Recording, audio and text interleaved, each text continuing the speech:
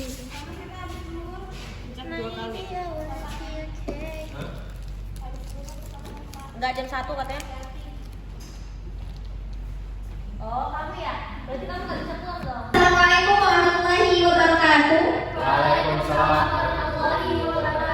Yang terhormat Bapak Muhammad Andiana Rosid MM selaku dosen mata kuliah pengantar bisnis dan kewirausahaan serta teman-teman semua yang berkesempatan hadir pada kali ini. Oke, selamat pagi semuanya.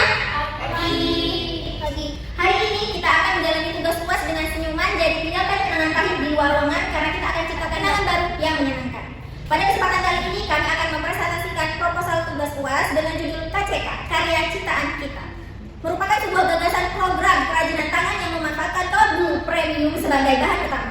Kod bulu dipilih karena mudah dibentuk, memiliki nilai estetika serta relatif terjangkau sehingga cocok untuk dijadikan produk kerajinan kreatif. Saya Nadira Adelia selaku moderator yang akan memandu berjalannya presentasi pada hari ini. Untuk mengawalnya saya akan menjelaskan sedikit tentang bisnis yang kami bangun, yaitu KCK, Karya Ciptaan Kita. Bisnis ini berawal dari terbatasnya pemanfaatan kawat bulu sebagai produk bernilai guna dan bernilai jual. Padahal dengan kreativitas dan keterampilan sederhana, kawat bulu dapat diolah menjadi berbagai kerajinan, yaitu bunga hias, gantungan kunci, hiasan meja, dan aksesoris lainnya. Melalui KCK, kami ingin mendorong kreativitas serta jiwa kewirausahaan, khususnya di kalangan pelajar dan mahasiswa. Mungkin itu saja penjelasan singkat mengenai KCK. Selanjutnya akan dijelaskan oleh rekan-rekan saya, yaitu ada Angel, Amel, Femus, dan Indira. Ide bisnis KCK yaitu berfokus pada pembuatan kerajinan tangan yang berbahan dasar dari kawat bulu mercy, yang yaitu jenis kawat fleksibel yang berlapis bulu lembut yang mudah dibentuk menjadi berbagai produk kreatif. Nah, melalui kreativitas dan desain yang unik, KCK menawarkan berbagai bentuk. Ada kerajinan seperti hiasan meja, ada gantungan, ada dekorasi ruangan, dan yang lainnya. Dan ide ini juga lahir dari peluang untuk mengembangkan kerajinan yang murah yang memiliki nilai seni, namun memiliki nilai jual yang tinggi.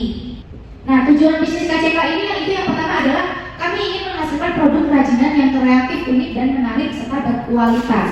Yang kedua yaitu menciptakan sebuah peluang usaha baru yang memberdayakan suatu kreativitas anak-anak dan membuka lapangan kerja.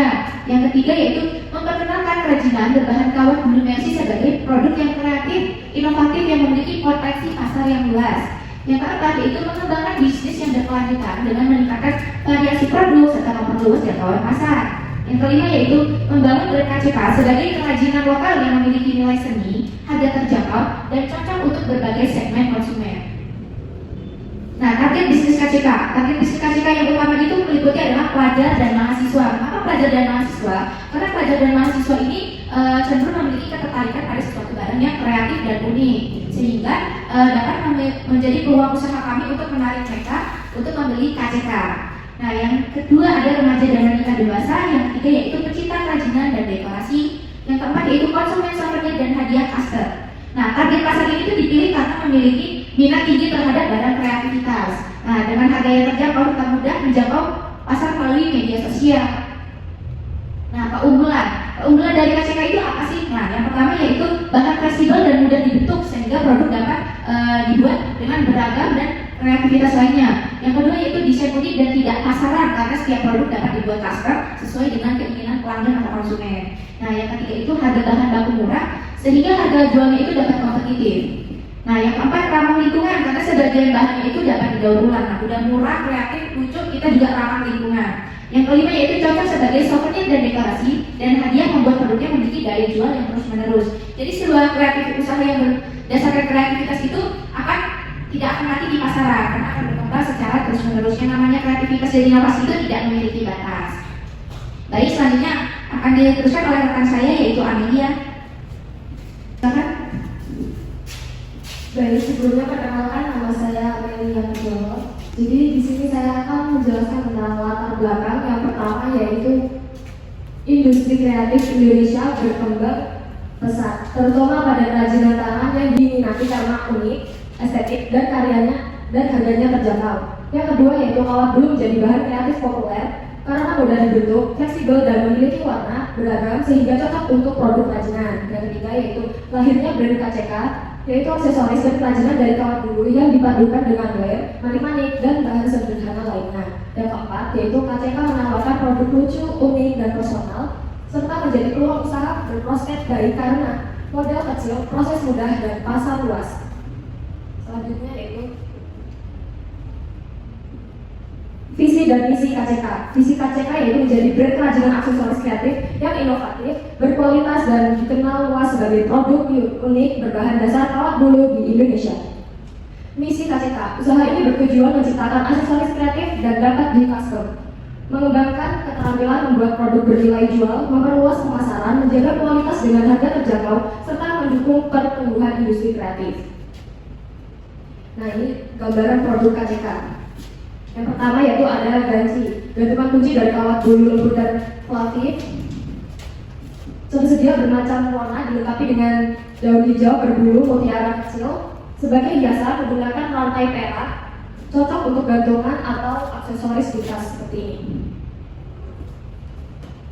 Yang kedua yaitu kaca hias. Kaca hias ini dibuat dari kawat bulu yang dibentuk menjadi bingkai berwarna hijau. Di bagian kiri dan kanan terdapat hiasan bunga tulip ungu serta rangkaian bunga kecil berwarna pink yang membuat tampilannya semakin manis dan estetik. Kerajinan ini terlihat rapi, lembut, dan cocok digunakan sebagai dekorasi meja atau meja. Contohnya seperti ini yang kaca kecilnya, cocok untuk hiasan di tas juga.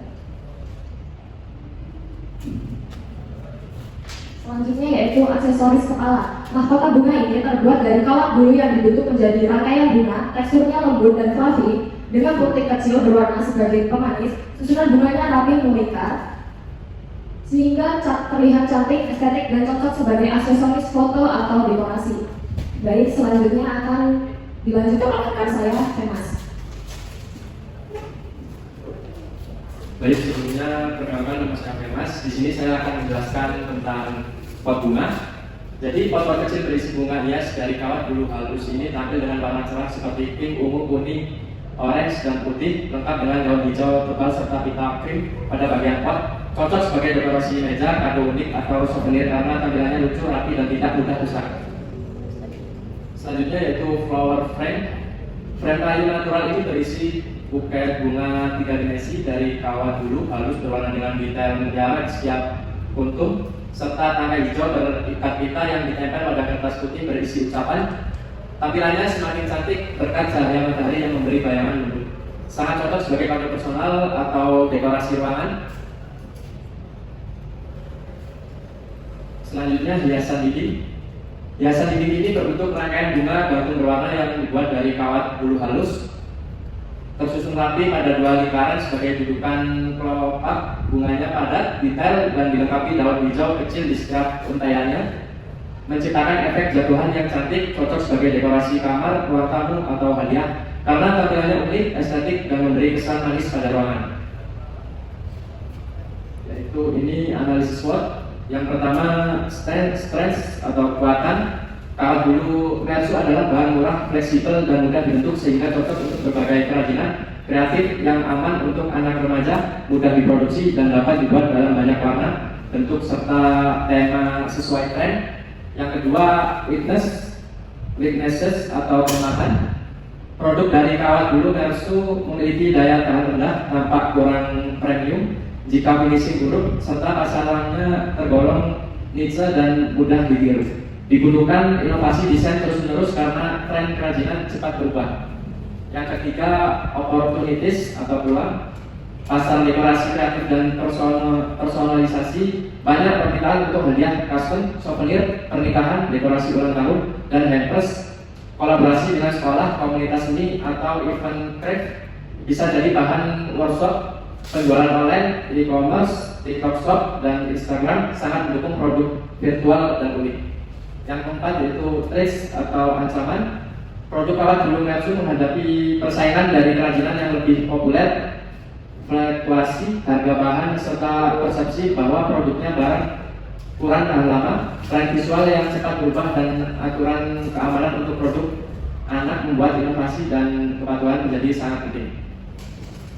Baik, selanjutnya akan dijelaskan. Dalam perusahaan pasti ada yang namanya struktur perusahaan. Struktur perusahaan ini bermanfaat mengetahui bagian-bagian yang penting dalam perusahaan. Di sini saya akan menjelaskan 5 bagian penting dalam struktur perusahaan. Yang pertama ada direktur utama. Nah, direktur utama ini bertujuan atau berfungsi sebagai pemimpin perusahaan yang mengambil keputusan strategis dan mengawasi seluruh kegiatan perusahaan. Direktur utama ini bertugas menentukan arah tujuan perusahaan dan mengambil keputusan terbaik agar perusahaan dapat berjalan dengan baik. Untuk yang kedua adalah manajer produksi. Manajer produksi ini seperti namanya produksi, dia bertanggung jawab atas proses pembuatan produk awal atau bahan awal yaitu kait kaca sampai menjadi bahan akhir yaitu produk jadi. Untuk yang ketiga ada manajer pemasaran. Manajer pemasaran ini sangat penting dalam sebuah perusahaan. Dan manajer pemasaran dapat meningkatkan sebuah penjualan dalam perusahaan jika penanganan yang diberikan manajer perusahaan itu tepat dan efisien.